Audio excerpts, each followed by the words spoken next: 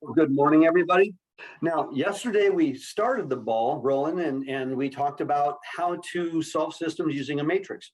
Very first day, we didn't waste any time. So today we're going to look at a couple of very major applications of using a matrix to solve a system that only require that you know how to use a matrix. You don't have to have any further skills.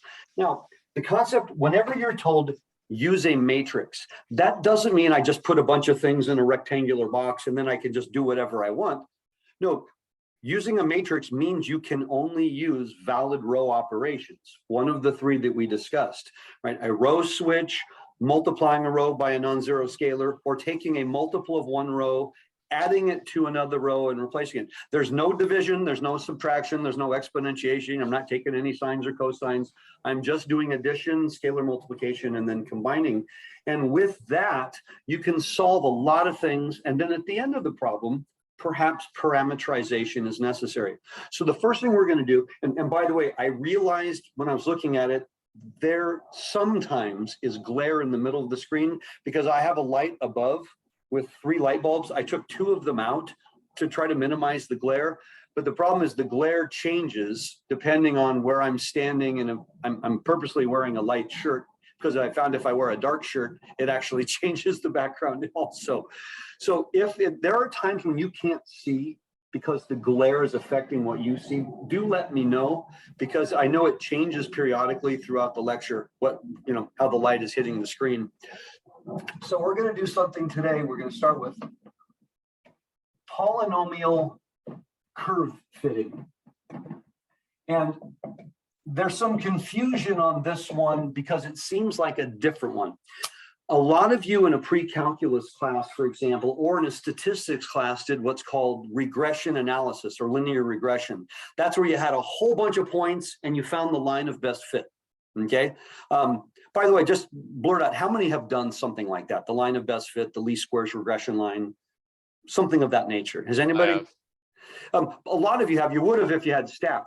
That is something we're actually going to do next week, but it's completely unrelated to this. Polynomial curve fitting comes from a branch of mathematics called functional analysis. It's something you might take in grad school. And the theory is really simple.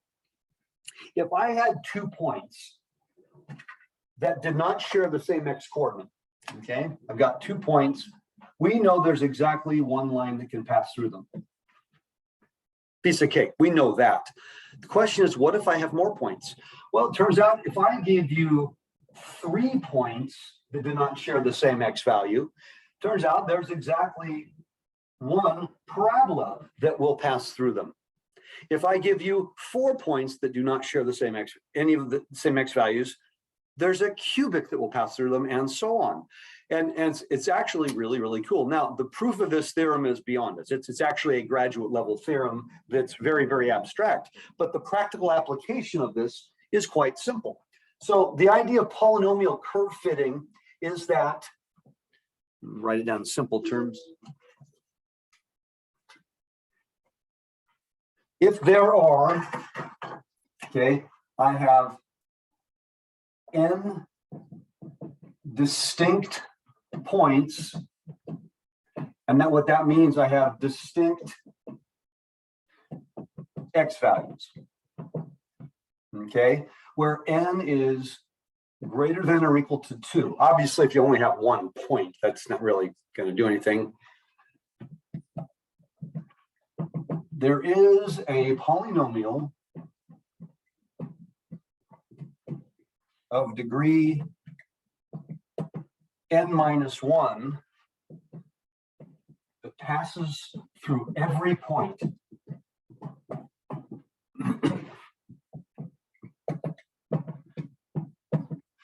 Now, this is extremely cool. So I can give you 100 points, but they have to have different x coordinates. There will be a polynomial of degree 99 that passes through all of them, not close to them. So it's not like the line of best fit where we're finding a line that, goes close to all the points. Again, we're going to look at that one next week. This passes through every point. Now, obviously, we're not going to worry about the big problems, 100 data points, because the algebra would be pretty gnarly. But we're going to take small problems and we're going to figure out what the polynomial is. Now remember, it's a polynomial, so it has to be a function. That's why I can't repeat x values, because then it wouldn't be a function. There's no function that has multiple x value, the same x value multiple times. So with this, I'll show you the general form of the equation. Wait, can I? Oh, never mind. Yeah. By the way, not only is it recorded, just so you guys know, let me show you something really quickly here. Let me do a share screen. Right here, you see polynomial curve fitting. That's what we're doing right now. Cool, thank you. All of this stuff is in here. Perfect, thank you. Yeah, there is an issue when I know this, when you're trying to take notes over Zoom, it is difficult. It's probably harder than it is in a regular class situation to take notes. And with my short, tiny screen, I'm having to constantly erase. But the other nice thing is, because the lecture is recorded, you're kind of off the hook in some cases of taking detailed notes along the way. When we're doing problems, you obviously want to see if you can do them on your own. Now, imagine, if you will, I'm going to give you n data points. So my points are this. I have x1, y1, x2, y2, xn, yn. These are my n points. I want to find the polynomial of degree n minus 1 that passes through all of them. So that means that all of them have to satisfy the same polynomial equation. So the way we write it is, we would say p n minus 1 of x. This generally indicates the degree of the polynomial. So if I said p4 of x, that means it's a 4th degree polynomial, and so on. Now, when you were in lower level algebra classes, you were told you always put polynomials in descending order. That was an absolute rule. It's convenient to put them in descending order. It makes factoring easier.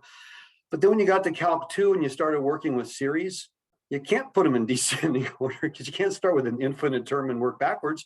So in Calc 2, you started with the constant and you worked your way up. So you put them in ascending order. Turns out we're going to do the same thing. Ascending order makes this problem significantly easier. So what we want to do is, this is going to be a0 plus a1x plus a2x squared plus all the way up to a n minus 1 x to the n minus 1. Okay, the a's are the coefficients.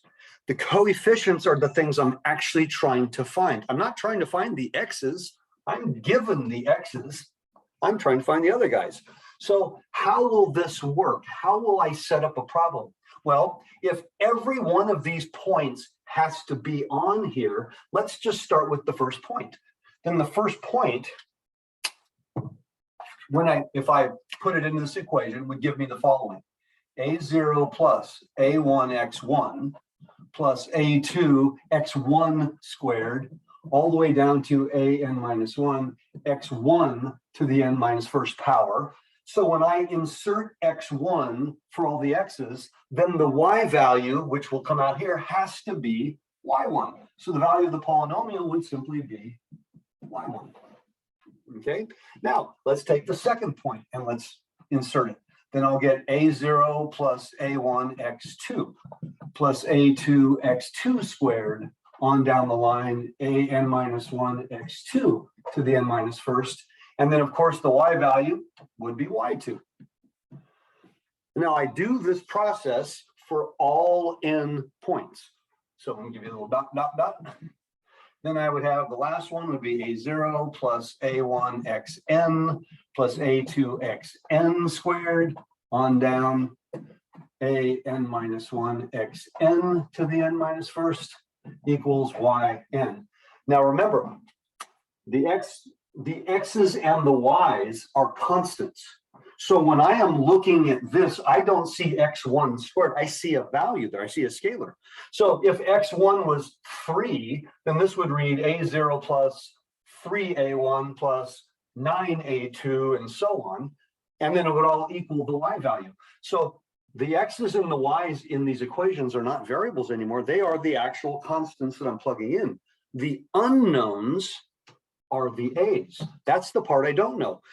x1, x2, x3, and so on, those are the coefficients of the a's. When I discover what the A's are, I will then have my equation. So where does the matrix come in? Matrix is the matrix of coefficients. So for this system of equations, the matrix, well, let's see, what's the coefficient of A0? In every one of these, the coefficient is 1. What's the coefficient of A1? Well, it'll be x1, and then the next equation will be x2, and then down the line, it'll be xn. The coefficient of A2 will be x1 squared, x2 squared, on down the line.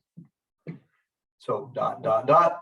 Then here I would have, that would be the coefficient.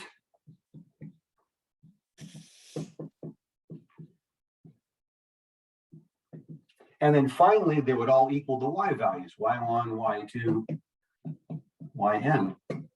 So my matrix would look like this. These are numbers. These are not variables. These are the numbers I'm given.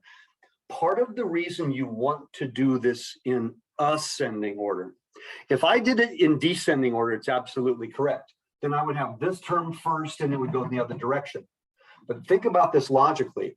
If I put my polynomial in descending order, then my pivot, my first number would be this number, which might be astronomically large. You're taking x1 and you're raising it to a large power. That might be a really big number. I really don't want my starting pivot to be something huge. But by putting them in ascending order, notice the first column is automatically ones. That makes the algebra a heck of a lot easier because I'm starting with a 1 in this position. Okay, so we'll do an example of this all the way through. I create a fairly big problem so we can see the process. Okay, so this is the theory behind it, but the actual practical application you're going to find is fairly simple. All right. And again, I have the notes, all this stuff's posted as well. It's also in the textbook, by the way. The author does a nice presentation of this in the Larson text.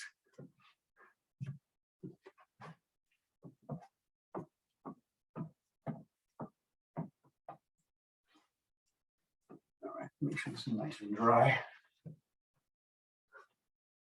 Okay, so let's do a simple problem. I want to find, given the following data points. I've got -4, 10. I have -2, 2. I have 2, 10, and I have 4, 74. Okay, so what am I looking for? What degree polynomial? Anybody want to try this? What degree polynomial am I trying to find here? 3. 3, yeah, there's 4 data points, so it's a third degree polynomial. So I start the problem by stating the polynomial I want to find. Don't start with a matrix because the matrix has to come from somewhere. The matrix is coming from a system of equations. The system of equations is coming from my statement of the problem, and my statement of the problem is I'm trying to find P3 of x, which will be A0 plus A1x plus A2x squared plus A3x cubed. This is what my answer is going to look like. My goal is to find A0, A1, A2, and A3, given those x and y values. So now I can start the problem. Now what we're going to do is take each of these and insert it into here, and those will be our system of equations. Remember, if you're going to use a matrix to solve a system of equations, you kind of first have to have a system of equations. You don't really want to jump the gun there. So I'm going to insert this first. So I will have A0 minus 4A1 plus, I'm putting it for the x, 16, oops, 16, not x, A2 minus 64 A3.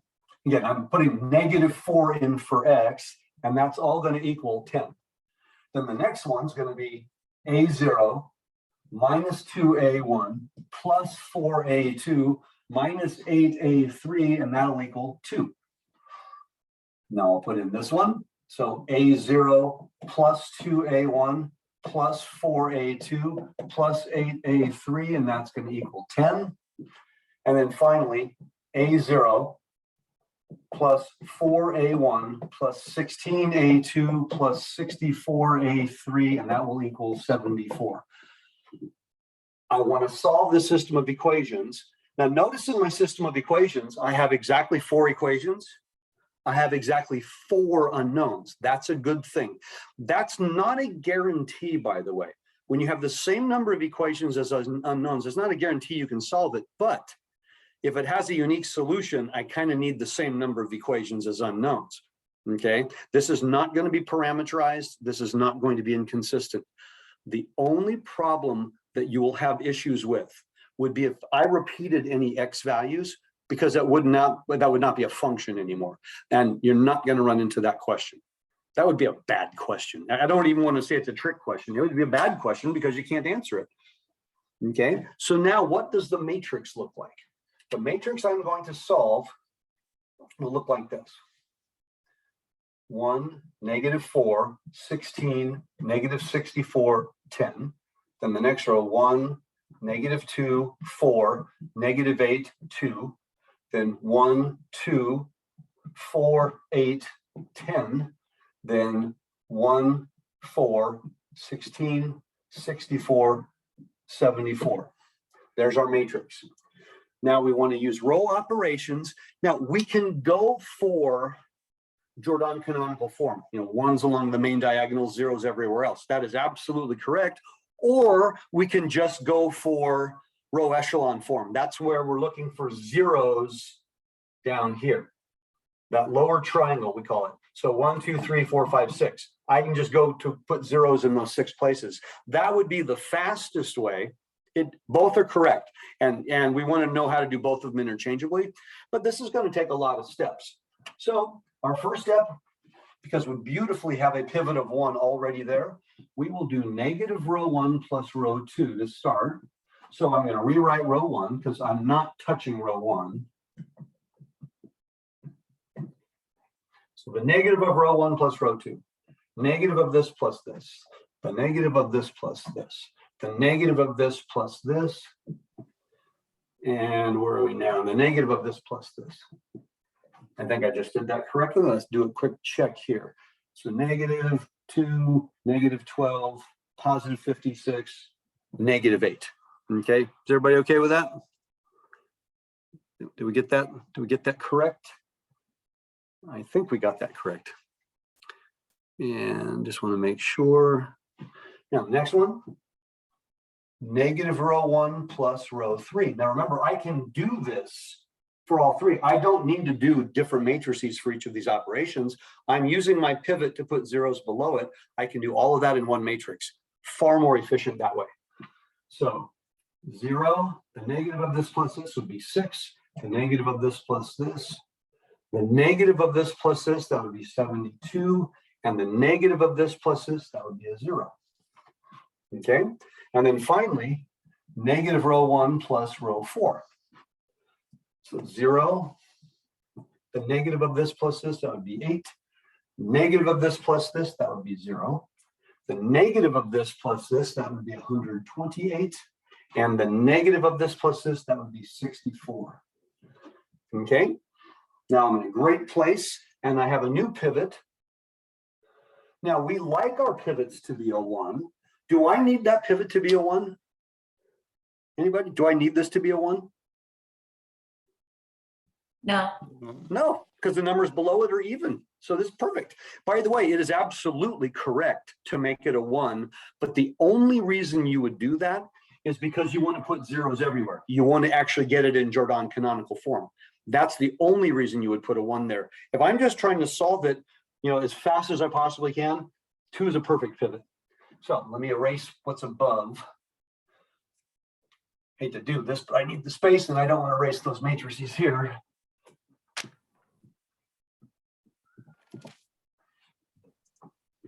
Okay. I need a rag take as my sponge is a little bit wet. Okay, so at this point, we have a new pivot of 2. So what we're going to do, we're going to take negative 3 row 2s and we're going to add it to row 3.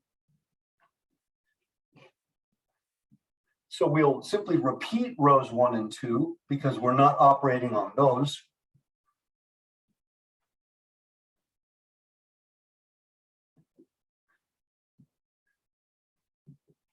Okay, so -3 of these plus this, -3, so 36 minus 12, so that'd be 24.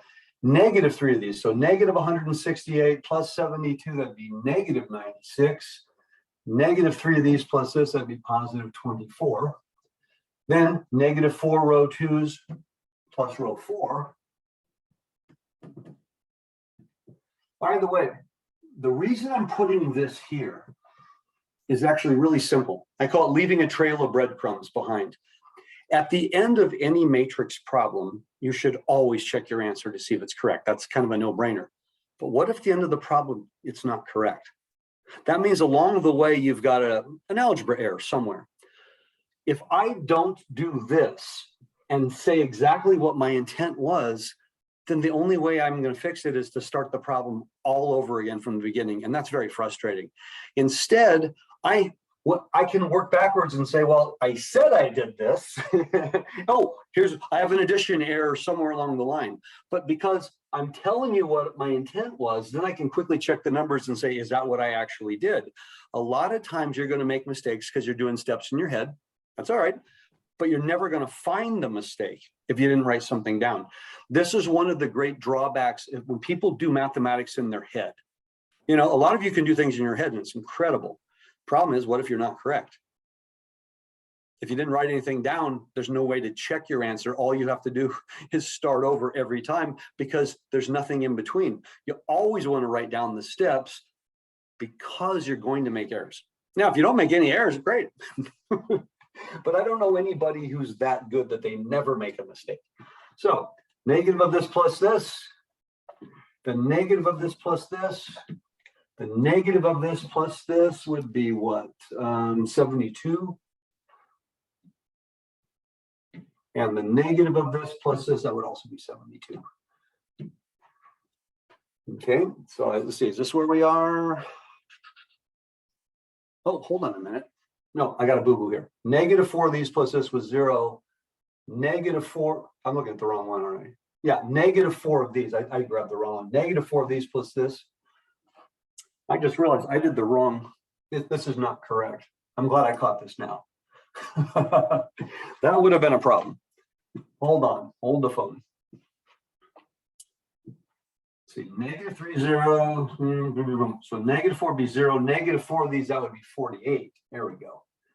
-4 of these. So it'd be -224 plus this, that would be -96. And -4 of these, 32 plus this, that'd be 96. That's much better. Okay. Now, finally, is this a good pivot? Anyone? Is that a good pivot for what I have left? Yes. Yeah, we like that. One of the nice things about polynomial curve fitting is it generally works out really nicely from an algebraic standpoint because your coefficients are probably going to be integers or simple fractions in general. They're not going to be roots or hideous decimals. So the last step, -2 row 3s plus row 4. And then I repeat everything that came before it. So 0 to -12, 56, -8, 0, 0, 24, -96, 24. Now, 0, 0, -2 of these, 0, -2 of these plus this, that'd be +96. -2 of these, that'd be -48 plus 96, that'd be 48. We can stop now because of this. This is called the lower triangle. We actually have a name. Remember the coefficient matrix, that would be the matrix without the last column. So for the coefficient matrix, that's called the main diagonal, right? For the coefficient matrix, which looks like this. Everything below the main diagonal is called the lower triangle. Everything above the main diagonal is called the upper triangle. that does not take this part into consideration. It only is considering the coefficient matrix. So in my coefficient matrix, the moment the lower triangle is 0, I have completed the matrix process. Remember, there's 2 ways I can end this problem. I have this now in row echelon form. I can stop. I don't have 1s along the main diagonal. I don't have 0s above and below. That would be called Jordan canonical form. Okay, I don't need that. Again, the idea here is remember we did this last day, the stair stepping. That's what the echelon part comes from. At this point, I can backward substitute. At this point, I can answer the question. So I'm going to erase this so we have the space. Okay.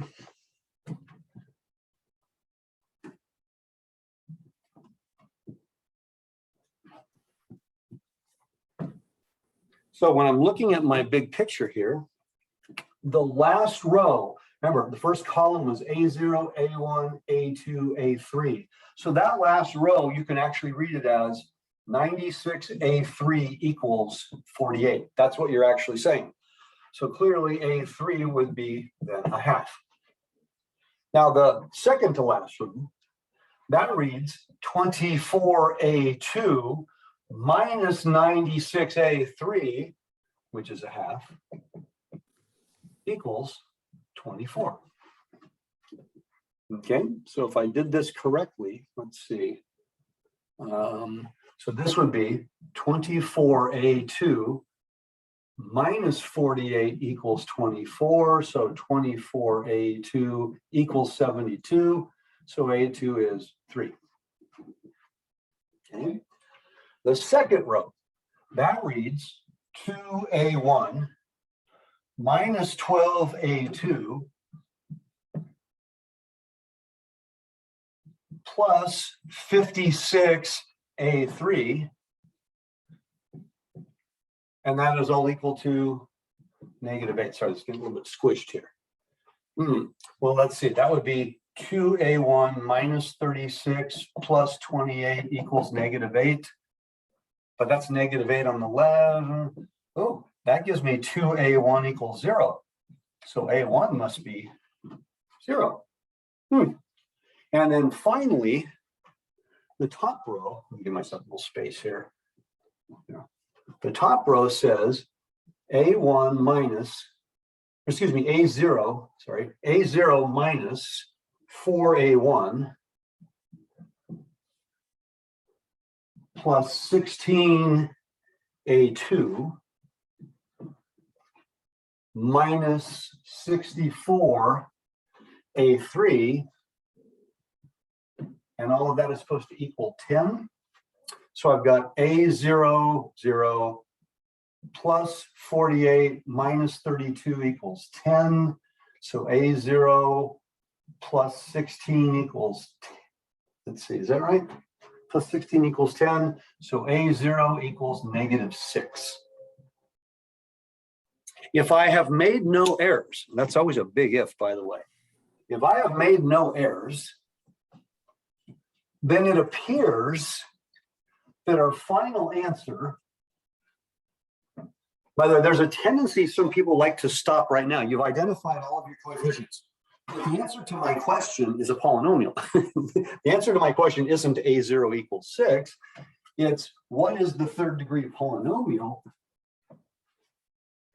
Therefore, based on what I have, it appears that P3 of X is -6 plus 0x, where's A2, plus 3x squared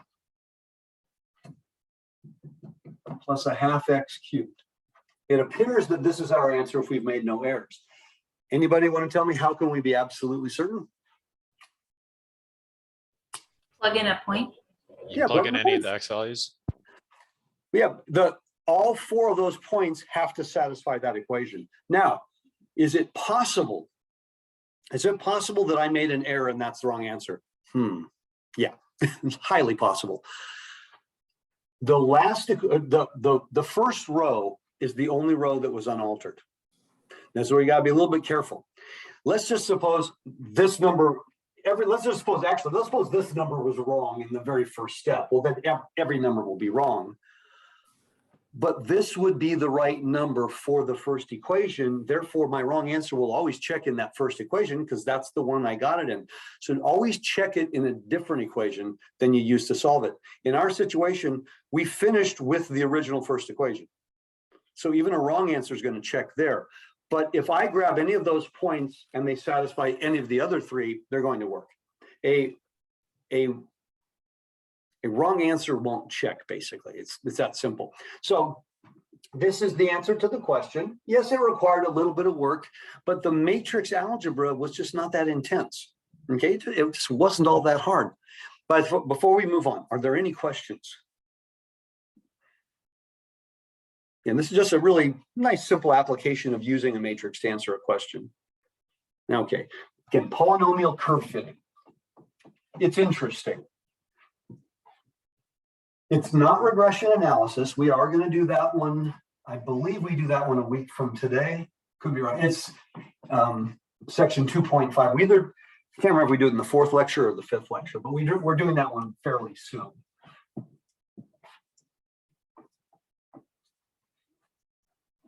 Okay. Now, the next problem we're going to look at, this one is actually one of the more practical real-life problems. Now, in any city, particularly a big city, you have, think of a downtown in any city, like could be San Diego. You generally have a grid of streets. You have streets running one way and then streets running the other way, right? A lot of right angles. You don't have a lot of diagonals or loopy streets in a downtown. You tend to have, you know, kind of a checkerboard situation with streets, okay? The question is, how do you design the street lights? So if any of you ever spend any time downtown, I don't personally spend a lot of time downtown, I just hate the traffic.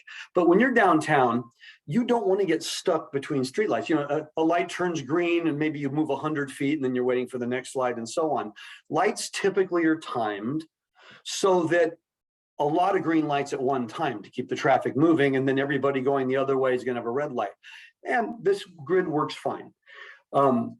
Basically, every big city in the United States will have a downtown, and they'll have a very large grid, many streets, many intersections, and everything works fine until there's road construction. Now, what happens if at a particular intersection they're doing road construction?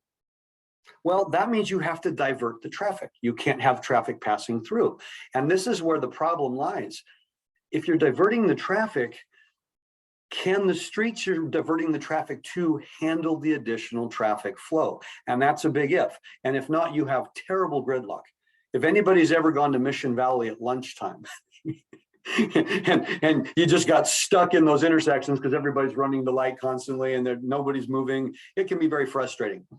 The city of Sacramento actually was the model city for the United States for a very long time in how they set up their traffic flow. If you've ever been to downtown Sacramento, I think it's something like 20 by 20 streets, so roughly 400 intersections.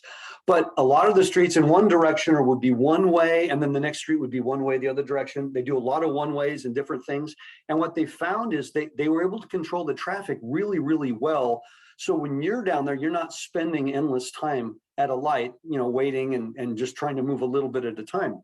So we're going to look at something called network analysis, okay? In discrete mathematics, in upper levels, we call sources and sinks. Imagine, if you will, no matter what the situation is, I have a big box. And you can't see the inner workings of the box, but there's one valve that goes into the box and there's one valve that comes out of the box. Simple mathematics. Everything that goes in the box at some point has to come out of the box. I do not gain or lose anything, kind of like energy in a sense. But the box, think of that, that's called the network. And things are happening within the network, but everything that goes in has to come out. So a traditional term would be sources and sinks, okay? It's like a sinkhole. And in the traffic analysis problem, I'm going to come up with an overly simplified problem so we can understand it, because this problem you would not do by hand if you've got a lot of intersections, because it's too big of a problem. So imagine, if you will, keep it really simple. I've got I'll just say these circles represent intersections. These are intersections of streets. That's it. Now, at this particular intersection, let's say, question? Okay, at this particular intersection, let's say 500 cars per hour enter this intersection, right? Let's keep it really simple. 500 cars enter this intersection. Now, some of those cars are going to go this way. Some of those cars are going to go this way. Okay, all 500 could go this way, all 500 could go this way, or some combination thereof. Now, let's say this intersection, we have, I don't know, maybe 700 cars entering. Okay, now these guys can go this way, or these guys can go this way. Now, the cars entering this intersection can go this way, or they can leave the system, okay? And then the exact same thing happens here. The cars coming in here actually have to leave, okay? So I'm driving, this again, overly simplified. A real city would have many, many, many more of these. Now, so far, 1,200 cars have entered the network. That means 1,200 cars have to leave the network. So let's say here 400 cars per hour can handle here, and maybe here 800. I want the numbers to look a little different. So here's the question. Tell me exactly how much each street can handle. And here's why this is important. Okay? 500 cars enter, and then they can just go. Well, what if all 500 went this way and another 700 went this way? That would mean there's 1,200 cars leaving here. And if 1,200 cars are leaving here, all 1,200 cannot go here because only 800 can leave. Oh, so that would mean 400 would have to go here and 800 would have to go here, and so on. You can look at this a few different ways. There are many, many, many possible solutions, obviously, because you could say, well, what if only this many cars? The idea is I'm going to design the traffic flow situation. And here's why this is so important to understand. What can every single intersection handle? What can every street handle? Because what if I have to close down the traffic at any particular intersection? Can the other streets handle the overflow? That's why this problem is actually a very, very real life practical problem. I'm doing a very, very small example. I have a big city that only has 4 intersections, right? So you're driving across country, you came through a town and there were only 4 lights, okay? Probably not a very realistic problem, a little bit small. So what we need to do is, first of all, label the street. So let's call this one X1. Let's call this one X2. Let's call this one X3. Let's call this one X4, and let's call this one X5. There are 5 different streets.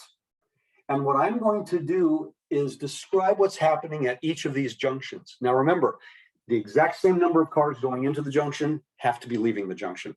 That's the only thing that you can't argue. So at my first junction, how many cars are going in? 500. How many cars are leaving? X1 plus X2. So my first equation I'm going to write is X1 plus X2 equals 500. It doesn't matter if I write 500 equals X1 plus X2, but at some point I probably want the variables on the left side because I'm going to use a matrix. Now let's say this is the second junction. So coming into this is X2 plus 700, leaving is X3 plus X4. So X2 plus 700 equals X3 plus X4. Okay. At this junction here, it looks like X1 and X3 are going in, X5 and 400 are going out. So X1 plus X3 is going to equal X5 plus 400. And then finally, at the fourth juncture, looks like X4 and X5 are going in, and 800 are leaving.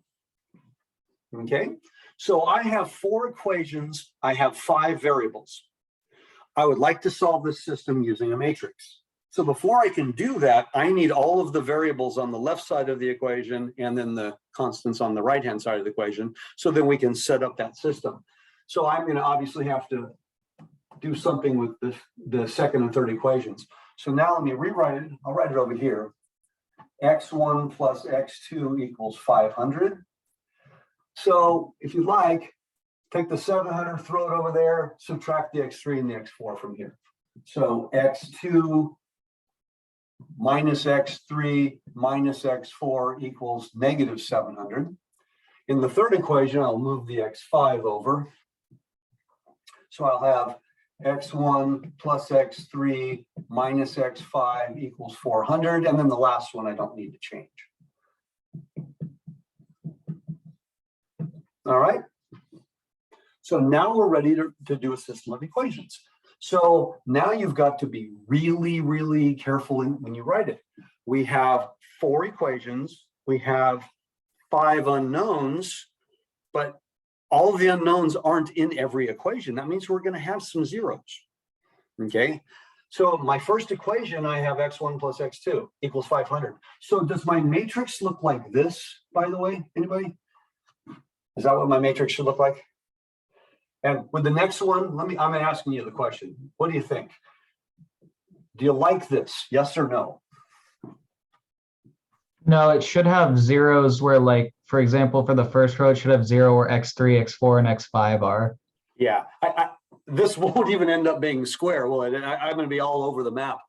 Okay, the first column has to be X1, the second column has to be X2, and so on. So I'm going to have a lot of zeros because, like we just said, we don't have every variable in every equation.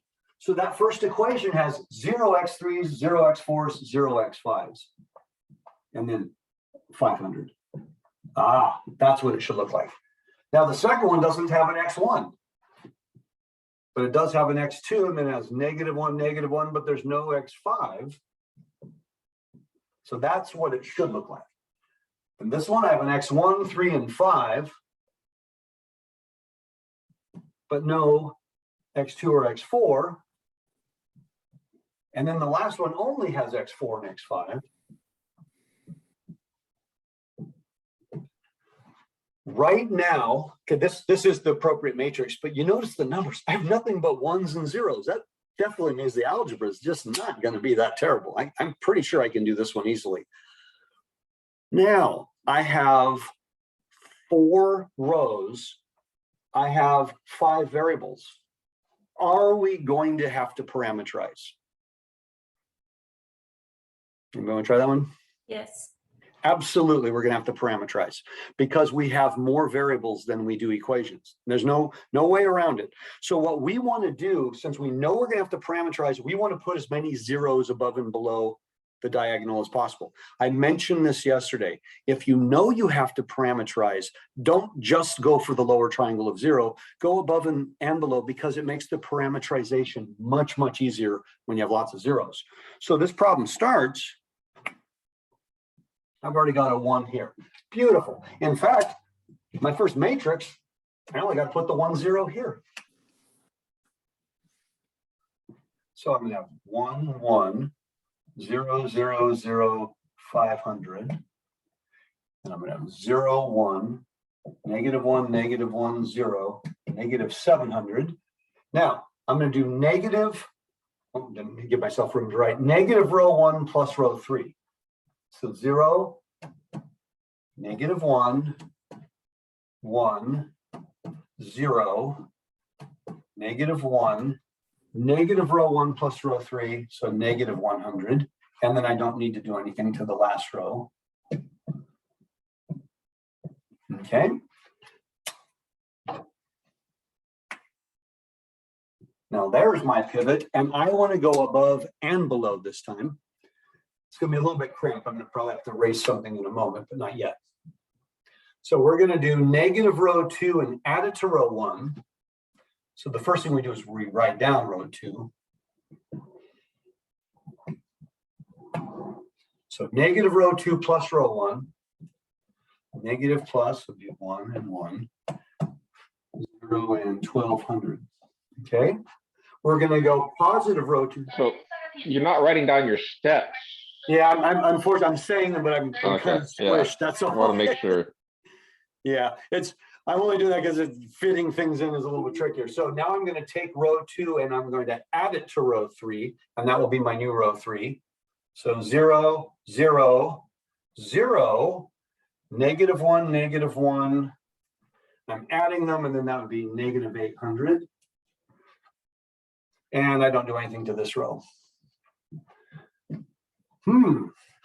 Anybody notice anything terribly interesting here? These rows are multiples, aren't they? Oh, so I'm going to get a row of zeros in a moment. So I am going to, let's see, this will be the last, I can make this the last step of the problem. I'm going to go this way. I'm going to erase this because I got to fit one more matrix in here.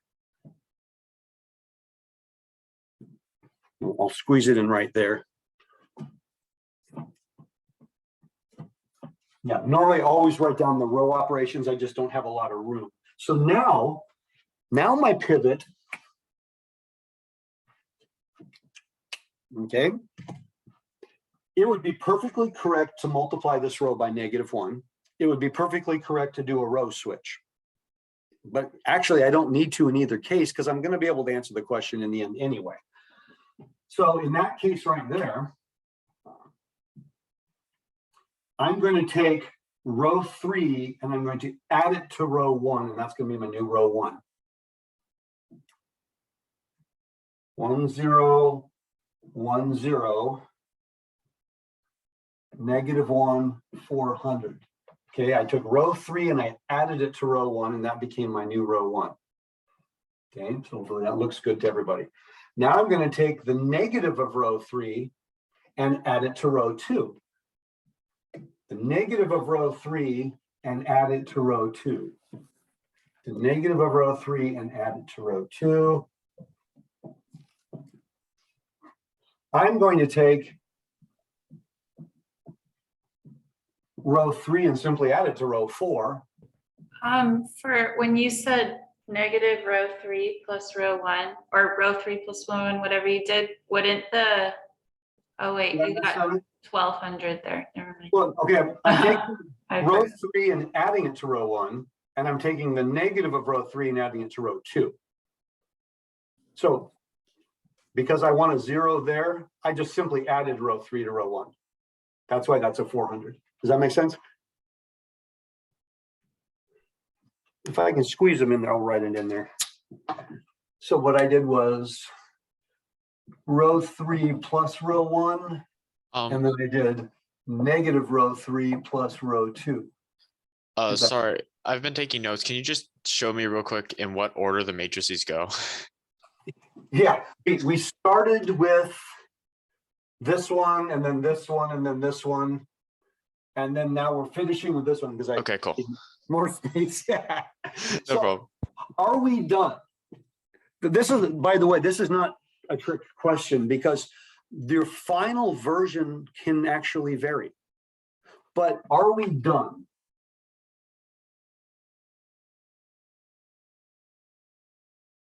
We can be done because we have that. But notice also, I got a lot of zeros on this thing. There's a lot of zeros. So when I'm going backwards and reading this, I have 3 non-zero rows. I have 5 variables. What does that mean? 3 non-zero rows, 5 variables. Anybody want to try? How do I interpret that? 2 what? 2 parameters. 2 parameters. And that wasn't obvious when we started the problem. I actually have to have 2 parameters in order to answer this question. We all knew we were going to have one, but now we realize we have 2. So the question is, which variables should be my parameters? Well, it turns out that's not that complicated. I'm going to show you how you choose. We try to use as many zeros as we can. For example, I cannot have both x4 and x5 be parameters, because then I can't describe them in terms of each other. So the way you typically choose parameters in this sense is look at your columns. X1 only appears once. X2 only appears once. And X4 only appears once. That makes them the absolute worst possible choices a human being can have. Will it be wrong if you choose them as parameters? No, you will do 10 times the algebra if you choose those as parameters, because you have to rearrange everything. Choose your parameters by the ones Could you that explain show that up again? multiple times. Never choose a parameter that only shows up once. It means your algebra is going to be tenfold, and my experience is you're going to get the wrong answer 99.97% of the time because you added work unnecessarily and went totally in the wrong direction. No, your parameters, you choose the ones that show up multiple times. So in other words, x5, no brainer, x5 should be a parameter. x3 is the only other one that shows up multiple times. So those are my only logical choices. By the way, you can choose anything, but any other choice requires now lots and lots of algebra and working around the problem. If I choose x3 and x5, then I can state x1, x2, and x4 without doing any algebra whatsoever. I can just write down my answers.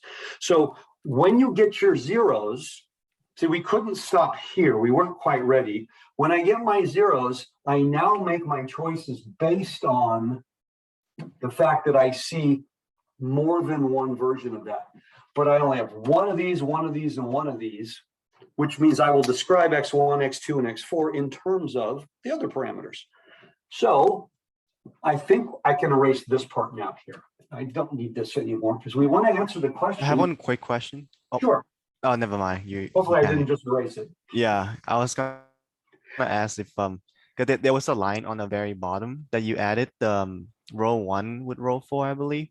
So I was just wondering how you get the 1200 on top, but Row 1 plus row 4? yeah. Well, let's see. Oh, well, my first step, we didn't do anything with row 4 because row 4 was this. Uh-huh. So the first step of the problem was to add row 1 to row. We added negative row 1 to row 3. And that was the first step of the problem. And that gave us this matrix. Then we took this and we said negative row 2 plus row 1. That's where the 1200 came from. Negative of this plus this. Does that help? Yeah, I think so. Yeah. Yeah, thank you. Because of some of these guys being negative, you just got to be very mindful. So here's how we're going to parameterize. We're going to say, let x3 be s, x5 be t. Now, if x3 is s and x5 is t, look at that line. What does this say? This says x1 plus x3 minus x5 equals 400. So can you mentally throw those on the other side of the equation? Yeah. Here's what I do. I'm lazy. x1 equals. I threw that over, so that would be negative s. I threw that over, so that would be plus t plus 400. Everybody catch that? Because again, this reads x1 plus s minus t equals 400. Now, what about x2? Well, throw that s over, throw that t over, so it'd be positive s minus t plus 100. And finally, x4. Well, right now I have a negative x4, so let me throw x4 on the other side and throw the 800 back this way. So that would be negative t plus 800. Because again, this says negative x4 minus t equals negative 800. So x4 must be. Okay, so I have just parameterized this system. We're going to check to make sure this actually works in a moment. So probably the best way to describe this, because again, by the way, there's nothing wrong with this answer because you're not finding a point in 5 space. You solved a system, x1, x2, x3, x4, x5 represent the number of cars that can be on a street at any given time. It is not actually necessary then to write the answer as a 5 tuple, that's actually a word. You could say quintuple if you wanted. But most people would say, you know, it's easier for me to write it this way. My answer in this form is probably the easiest to read.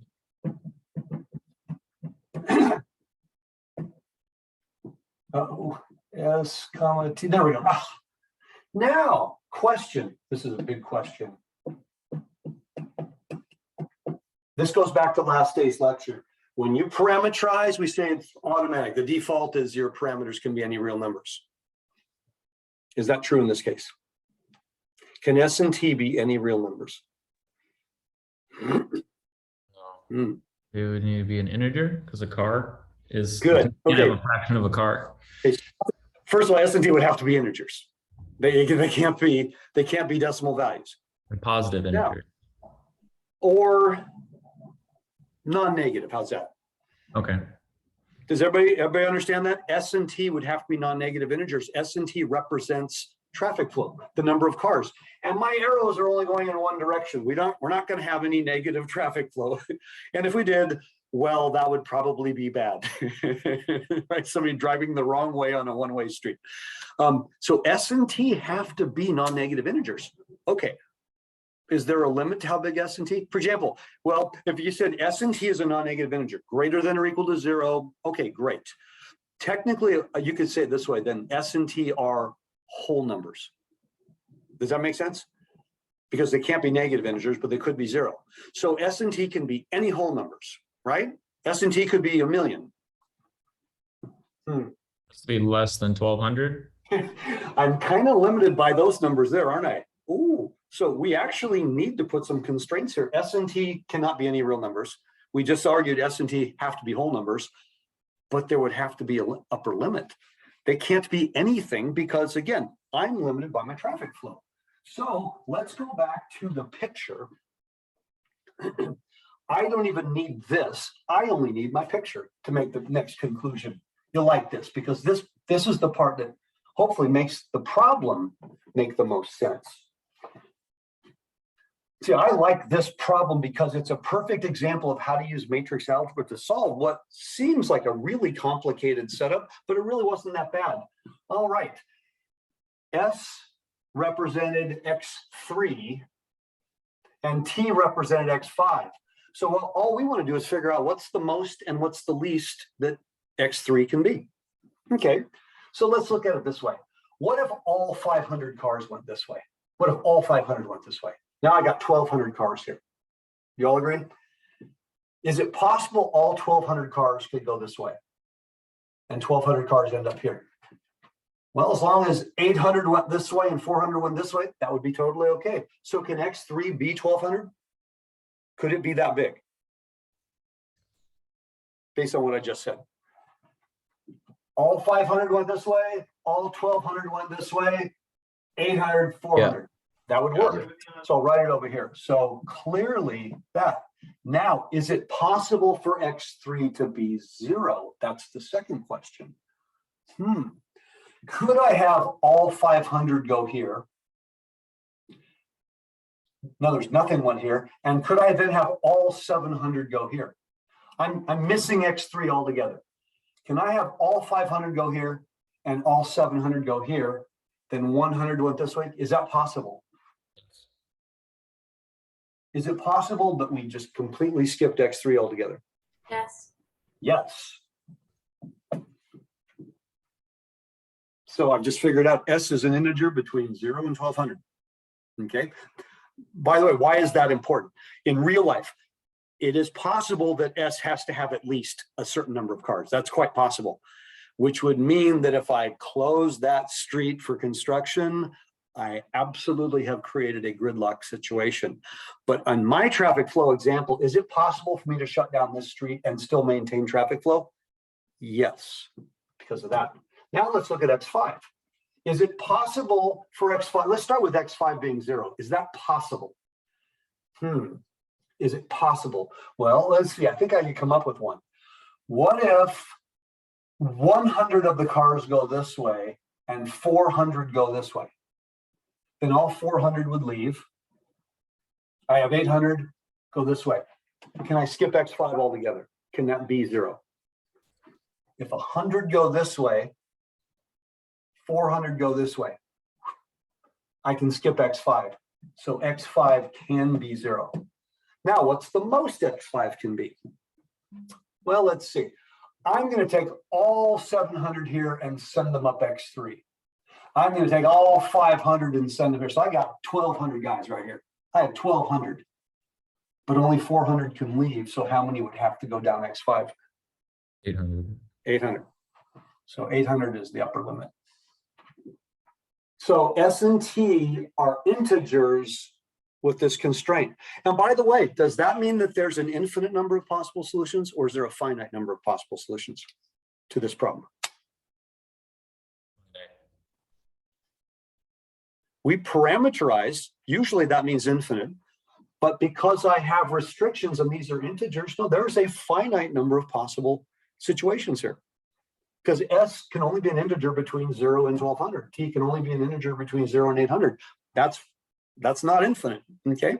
So in a traffic flow situation, again, I want to oversimplify this conceptually. In a traffic flow situation, once you've determined how many cars are going into any intersection, then you know how many cars are leaving, right? 500 went in, 500 have to leave, no way around it. But all 500 don't have to go in any one direction, right? The sum of these two had to be the 500. And then we do the next one. Imagine this problem were really, really large, okay? Imagine this problem were just huge. Well, the matrix algebra would be, well, a little too much for one person to do by hand. So you would have to do this on a computer. You would have to program the computer to do the row operations and to get it. And then the human being would do the parameterization. I want to point out, a computer cannot parameterize. That's not possible. Because on any given problem, technically there are an infinite number of correct parameterizations. If all of them are correct, you typically try to choose the one that's the most efficient. And there usually is a most efficient one. But since there's more than one correct parameterization, the computer can't do that. The computer can solve the problem when there's a unique solution. But if it's a parameterization and you're choosing, heck, something as simple as I have a line, I have X and Y, and I have a line. I could pick X to be T, I could pick Y to be T, I could pick X to be T squared. I could pick X, anything I want would be a valid parameterization as long as it works. There would be infinitely many. We choose the one that's the most efficient. So I can have the computer do the row operations to get it in its row echelon form, but then I would have to step in and do the parameterization. So imagine, if you will, that this is a big city. Okay, maybe this is not 2 by 2, but 20 by 20 or 30 by 30. Now think about how many variables would be involved. Oh my goodness, you know, hundreds and hundreds and hundreds of variables. You got a lot of equations. In fact, the number of intersections is how many equations you have. So if I had a 20 by 20 grid, I have 400 equations, but I probably have way more variables. That wouldn't be something a human being would solve by hand. That would be crazy. But I could have a computer do a lot of the work, and then again, I read the results. I particularly like this problem because there's nothing about it that's hard. None of the algebra was hard, but conceptually we understand and we can do it in, you know, all the pieces. So today there were two major applications. Okay, polynomial curve fitting, which is just setting up the problem using matrix algebra to find a unique solution. Guarantee the unique solution. Then there's the network analysis, the traffic flow. Now, I want to change something just for fun. Imagine instead of cars, if you've ever seen big city waterworks, it's kind of cool. You see all of these tubes, you know, where the water of the city is, the traffic flow of water. You see all of these tubes going every direction and water's going in every direction. It's kind of crazy. And typically there will be in one direction. Okay, if you've ever seen something like that, even if you're watching it on TV, it's kind of neat. You're seeing, you know, clear tubes of water and going every which way. Great.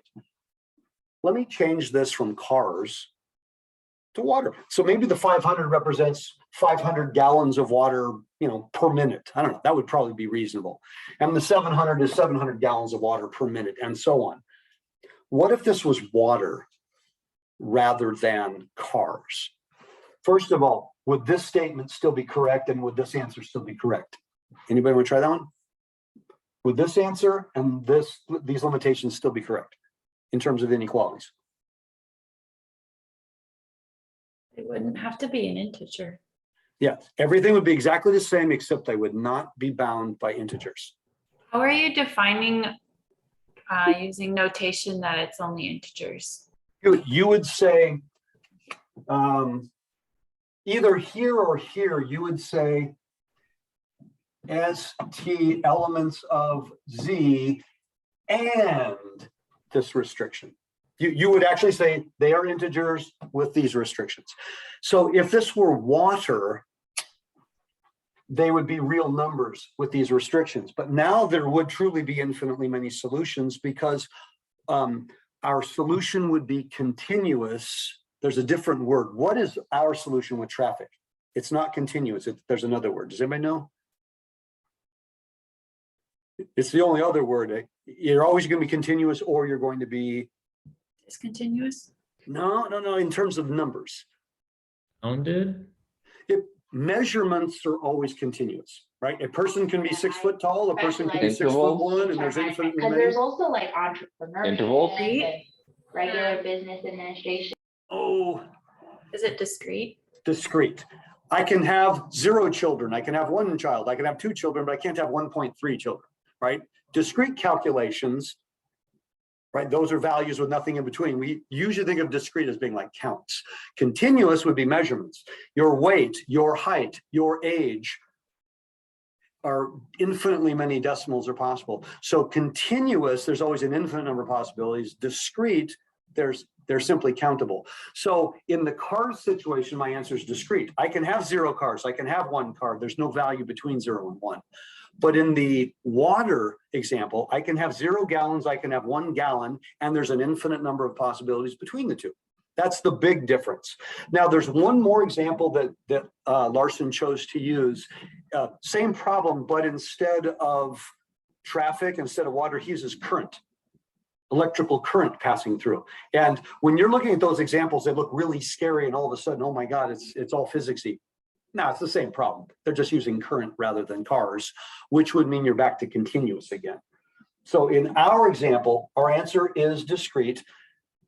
Okay, usually we are continuous in this class because we don't put restrictions on the types of numbers we use. But in this case, they had to be integers.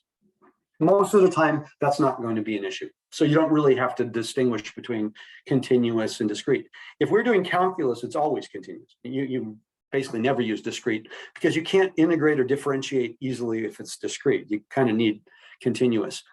All right, so this is where I wanted to get to today. So I'm going to stop recording